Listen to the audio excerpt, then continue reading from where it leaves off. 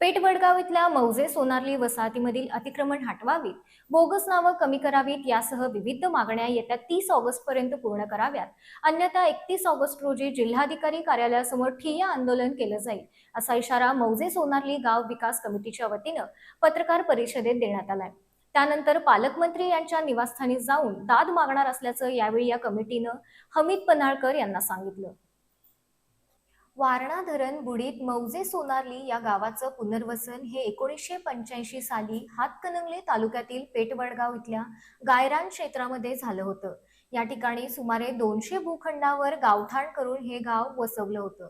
मात्र प्रशासनाच्या ढिसाळ कारभारामुळे या गावामध्ये असंख्य समस्या निर्माण झाल्या आहेत. असा प्रकार आरोप मौजे सोनारली गाव विकास सोसायटीचे हमीद पन्हाळकर यांनी आज पत्रकार परिषदेत केला.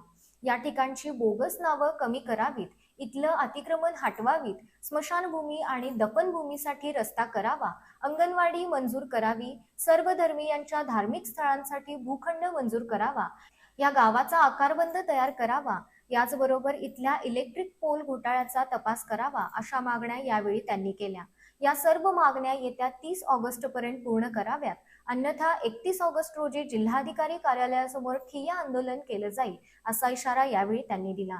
या मागण्यांची पूर्तता झाली नाही तर 14 सप्टेंबर रोजी पालकमंत्र्यांच्या निवासस्थानी पायी चालत जाऊन दाद मागणार असल्याचं त्यांनी स्पष्ट केलं.